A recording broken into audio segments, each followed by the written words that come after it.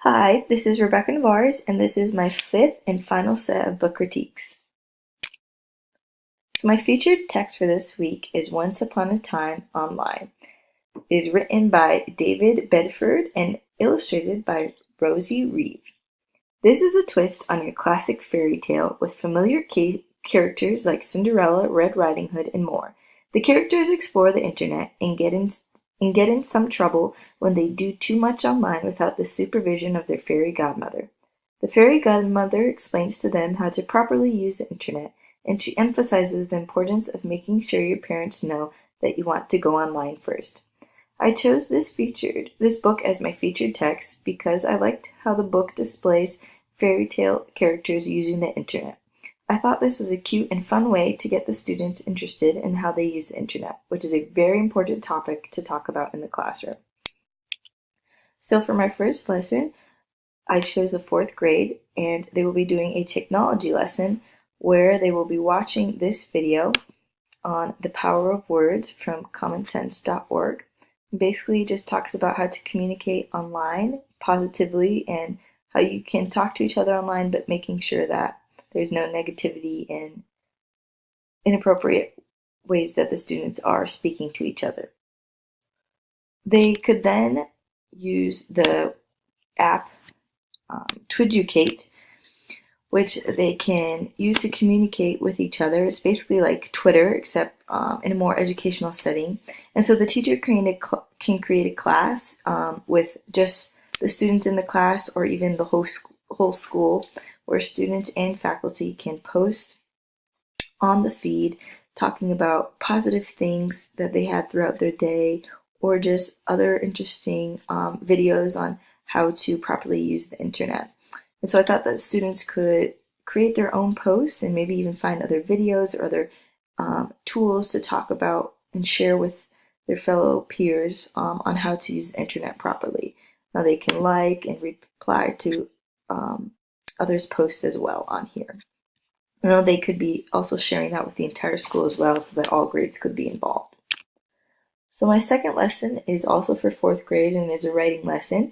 So the students will be making a sort of parody to a fairy tale, so they can choose any sort of character and trying to change the story in a fun way that they thought would be different than the classical fairy tale.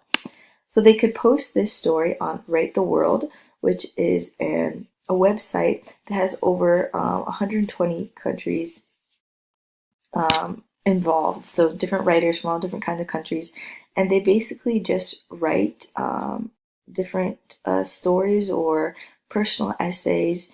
There's also contests where they can win prizes, as well as just peer reviews. They can make groups with each other, and in this they can simply just read other people's writings from around the world, as well as share their own. And so they will be sharing their parody to a fairy tale on this website, Write the World. So my second book is Buzz Aldrin, Reaching for the Moon. So Edwin Buzz Aldrin writes an autobiography about his life and how he grew up with a desire to become an astronaut. This book has amazing lifelike pictures that show Buzz's journey to the moon. Although this is not an award winner, I still thought it was a very amazing book that shows how the U.S. got to the moon, specifically through the eyes of Buzz Aldrin. The Little Island. This book depicts the four seasons by looking through the perspective of a little island. Moretti on the High Wire. Join the young French girl Moretti as she learns to walk on a tightrope. Sneezy Louise. This book, although not an award winner, is a cute story about a young girl named Louise who has a cold and can't stop sneezing everywhere. Her sneezes cause destruction to her food and her schoolwork. Everyone has to keep on reminding her to cover her mouth, and lucky for her, she finally remembers. A Ball for Daisy. Watch what happens when Daisy's favorite red ball accidentally gets destroyed by another dog.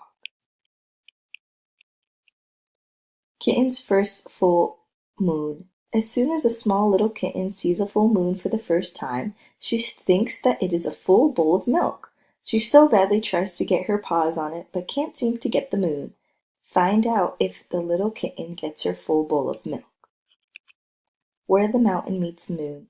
Join a girl named Minli who goes on a journey to try and find the old man of the moon who has the answers to all of life's biggest and smallest questions. Long Popo, a Red Riding Hood story from China. This story is a Chinese take on a Little Red Riding Hood. The wolf pretends to be Popo, the children's grandmother. And that is all my books for this week. Thank you so much for watching.